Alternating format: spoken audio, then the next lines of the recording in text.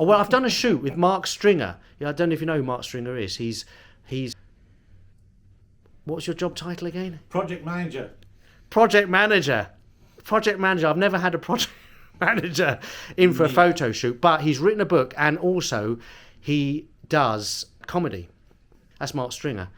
We've just had a photo shoot. Yeah, went well actually. We did like quite a few different changes. Two of those. That shirt you're wearing now, and we had another red one, which you'll see, brightly coloured, and you had a shirt and jacket. Slightly more serious looking shirt. Slightly more serious, and then you had a black T-shirt, which is always a French intellectual black T-shirt. Yeah, French intellectual. But you're married to a Greek person. I'm married to a Greek woman. Yeah. We discussed a lot of things during the photo shoot. But you, as you said, you're a project manager. But kind of, I think on LinkedIn I say I'm an author and performer as well. Got my glasses on there. Cubits glasses, very nice glasses. I'm not advertised by Cubits, but they are good. Give me a commission. Project manager. But you were saying you had a book out. Your book's coming out. My book's coming out. I'm going to send them the last 2 chapters by the end of October. And one of the reasons you came to me was you need a portrait on the jacket. An author portrait for the back cover. Yeah. Which I've done for a few people, not as famous as you, but I've done one for Mark Billingham, author, crime fiction. He used to be a stand-up, and I've actually interviewed him, and also David Baddiel and Alan Davies as well. Okay. Yeah. Right. So I might put those up as well. But now you. Yeah. Now me. I'm honoured. This is kind of about comedy, really, or performing. Yeah. So we're going to go back to, because you do stand-up comedy. So when did you start, and why did you start comedy? Why did I start doing comedy? I think actually I did some improv courses when I started living in North London, because I think that's the rule, isn't it? You have to do improv courses if you live in North London. And then after that, I think somebody mentioned that they were doing a comedy. Oh, I know what it was. I was working with somebody doing the project management, and he was doing stand-up, and he said, I'm doing this stand-up course with Logan Murray, and so I did Logan Murray's stand-up course, and then I actually did some stand-up, and then I've done it on and off, and I've done open mic comedy. But the thing that's kind of in my head is that, like, my job sounds like, I know to a lot of people it sounds deathly boring, but I think I have some ideas about it that are kind of not so boring, that I can kind of like maybe explain in a more entertaining fashion. And so I know I'm not going to be like kind of the next big thing in stand-up comedy, but I could be the next big thing in comedy project management communication, because like there's nobody else doing it.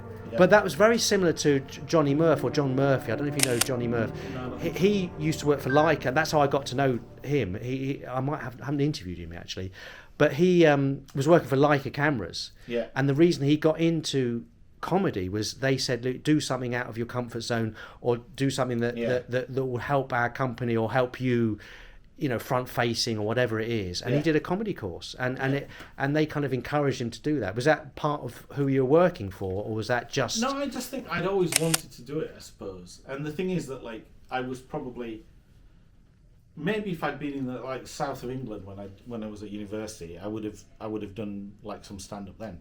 But I went to university in like Scotland, and in a tiny town, St Andrews, there was no kind of stand up there. So I did theatre and other stuff, but I didn't do stand up. St Andrews. Mentioned St Andrews. That's Rialina went to St Andrews, and she does a whole bit of stand up on about St Andrews, about it's kind of really from royalty coming up and doing all. But I misquoted her most. I'm the wrong kind of English person for St Andrews. Basically, everybody who goes to there, pretty much from England, is kind of public school people. Yes. And royalty. And exactly what she was saying. Yeah. Yeah. But yeah, she talked about that as well. Mark, when was your actual first gig though, and where? I think my first gig was, so I did a showcase at the end of Logan Murray, and then after that, I think it might have been the Cavendish Arms. Good. I never really had problems with like dying or kind of like heckling or anything like that. You were saying because it's kind of the way you look, your persona. Like something with the persona. I don't like maybe if kind of like I've not done many gigs like outside of London, but maybe like if maybe if I'd done gigs outside of London and everyone was like pissed or something, they wouldn't. When I listen to myself, this is a part of like it's slightly weird. If like every now and again you hear yourself, you've left a message on an answering machine or something.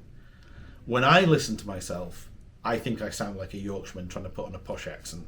So like, and it sounds slightly annoying. Like, so maybe if I was in Yorkshire, that would annoy some other people. I don't know, but I've never had any trouble doing gigs in London. And but I've never. It's funny because I just haven't met you. But you came in the door, and that's the first time I met you. And I felt you had an accent, but it never kind of. There was no. I don't know whether it's grating or anything like that. It just didn't even occur to me that you had an accent. You know what I mean? It's like I don't think that. It's been a long time since It's been a long time. But it's also funny how you perceive yourself. We were talking about how people perceive you as you walk on stage, and I used to teach at Middlesex University, where that was what the first thing is. How do you see yourself, and also what do you think the audience see yourself as? And you gave me that little story as we were doing the shoot that you are sat in front of a bunch of stand-ups.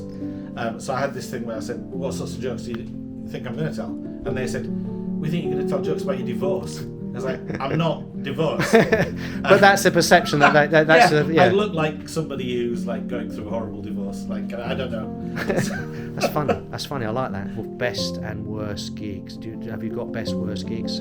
I did one in a brewery in Deptford. A brewery in Deptford. Who would have thought?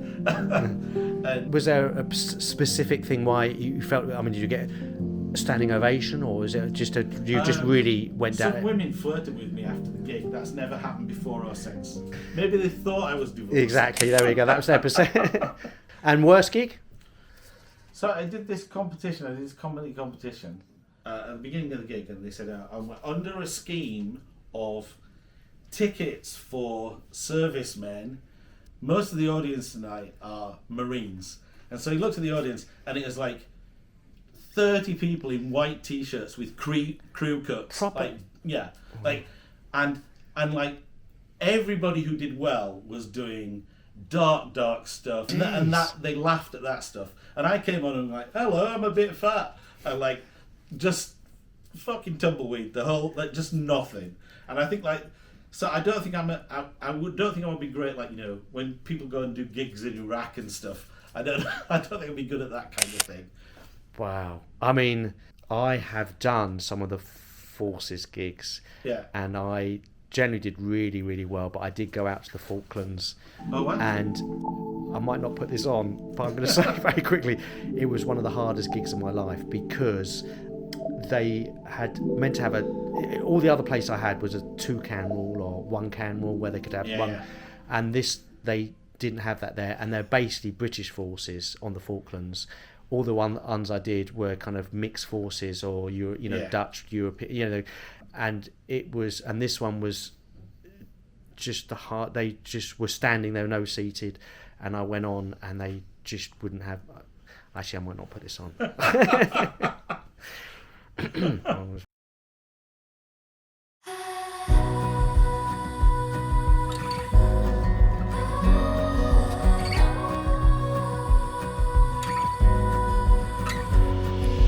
Walk with you where you go, anywhere I'll follow. I know you, I know you.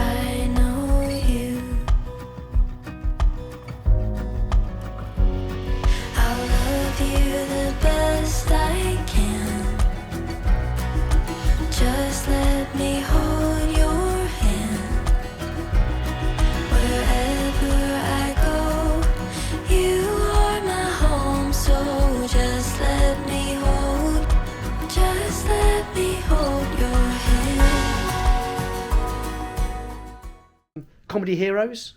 I was thinking about this, and I read something just recently about Johnny Ball. What? In all my time, Mark, I've never had Johnny Ball. So Johnny Ball used to be a kind of frilly shirted, working men's clubs stand-up. Did he? Was he? Yeah, like same kind of generation as Les Dawson and Jimmy Tarbuck and all that. And then somehow he ended doing like stuff for the BBC, like Play School presenting and stuff. Right. And then he did like Think of a Number and all these kind of science presenting type stuff. But originally, and he's a Scouser as well, I didn't know that. Right. So originally, he was doing that kind of, working men's club stand-up, and then he became kind of like more of a science communicator. I'd like to still like Woody Allen, but like the rumours are just kind of. I've read Woody Allen's son's book, unfortunately, so I can't find Woody Allen. That's Allen interesting, isn't it? Hero anymore. Well, we had that conversation. I think it was with Naomi Patmore. That where's the line between their output, the creative output, and their actual character? But it hasn't been proven one way or the other, has it? It's allegations. So, but like that's the interesting thing about Ronan Farrow's book, because Ronan Farrow is one of the guys. He wrote one of the main Me Too books, right? So. Oh, did he? Yeah. And what's absolutely devastating that he does in that book is he just says, "Here's what my father said on his relationship with Jeffrey Epstein," and then just quotes it, and then says nothing about it, doesn't comment about it at all, and it's absolutely fucking devastating. Wow. Because it's like, I'm not going to try and make the case that like my father's dodgy. I'm just going to tell you what he said himself. Who would you tour with, comedy-wise, if you could tour with somebody? Do they have to be alive? No. Well, it would be a funny show. But have you got a comedy hero then? I think like I do like Jerry Sadowitz. Good answer. We'll go to the other answer in a minute. But Jerry Sadowitz, I remember trying to get him in my first book. I think it was Comedy Snapshot. I'll put a link below. Yay! And he did make me laugh because he was very friendly about it, but I asked him, because to be in my book you had to give me an answer like favourite joke or one of your jokes, 4 or 5 facts about yourself. And then he said, what's the book? And I said, it's just loads of comedians it's just a snapshot of the comedy circuit. And he goes, why would I want to be associated with those? And so he wasn't in the book. And he did make me laugh. He's just very honest, isn't he? But why Jerry Sadowitz? Because there's a joke that he told, which was he opened up like Nelson Mandela.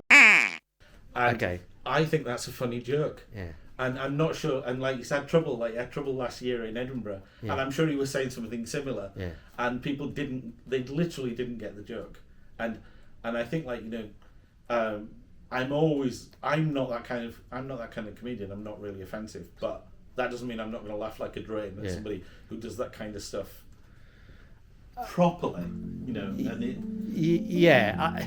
I never suspect he comes from a bad place. I just don't think, and then part of it is because he's kind of, his position is always like very low status. I only saw him once live, but I saw him live doing magic at 11 in the morning. Was he good live? Do you like? Yeah, he's a brilliant magician. Magician. But I agree with you. I think it's all about intent. Yeah. Exactly. And there are kind of lines, obviously, but. And if you quote them out of context, you think. And I've tried to explain to people why that line's funny, and they go, "We don't understand." Like, what do you mean insulting Nelson Mandela? You can't do that. But that's kind of part of exactly why it's funny. Yes, totally.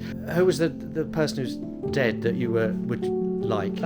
I saw Jeremy Hardy. He's one of the first stand-up comedians I ever saw. Good answer. And I saw him in Edinburgh at the Fringe in 1989. Wow. He was. We were queuing to get in, and he walked down the line, and he was plastered. and he kind of walked down the line. And he said, "Oh, hello, I'm going to go on now." And he went on, and he did like I don't know how long, 90 minutes or something. But like, he was hilarious, and that was the first time I'd seen somebody kind of do professional comedy, and I thought it was. And all his stuff was kind of very different, I suppose, to Jerry Sadowitz. Very cerebral, clever, and I like that. I think that's a really good answer, actually. Jeremy Hardy was. I remember listening to him on the radio, thinking he's I like him. He's kind of fun. He's okay. Yeah. And then recently, well, I mean, before he died, obviously, I did see him at the Comedy Store, and I took some really lovely pictures of him.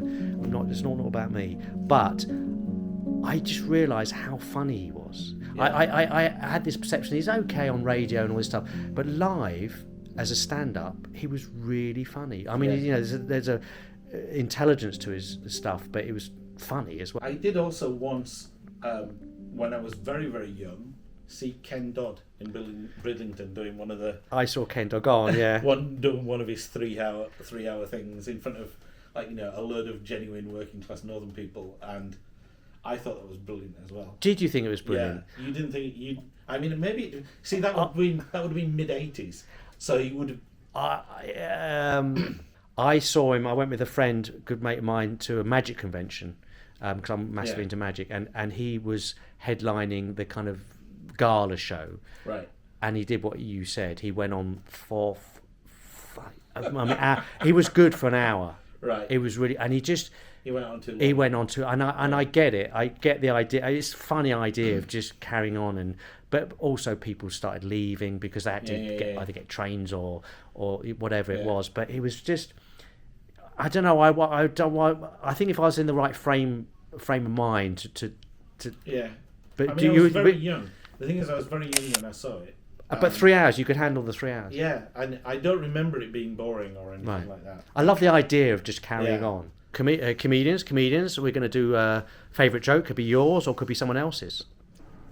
Give a man a fish, you feed him for a day. Teach a man to fish, you can sleep with his wife on Sunday afternoons. That's good. I like that. Favourite photograph? It could be of you, family, or it could be a famous photograph. Have you a favourite photograph? Favourite photograph? A proper photograph answer is Lartigue and the pictures. There's a picture of somebody racing a car where he took a bunch of pictures that are people moving, and people who really know about photography have really struggled to understand how he managed to take those pictures with the equipment he had at the time. Oh right, because you can pan and all this stuff. But So it's a blurred photo that just looks like a speeding racing car. If you're going to draw a cartoon of a speeding racing car, it would look exactly like that. And they don't know how he did it. And there's another one where he's taking a picture of a woman jumping down some stairs, and they're saying we don't know how he did it. selfie time with Mark. There we go. Well, it's been an absolute pleasure. What's apart from the book, which is going to come out? Mm-hmm. When's it coming out? I don't know, sometime in the spring, I'm hoping. What's it called? It's called Delivering the Impossible. Delivering the Impossible. Are you going to take it up to Edinburgh next year, this show? Yeah, I'm going to take a show up to Edinburgh, which will probably be called Delivering the Impossible.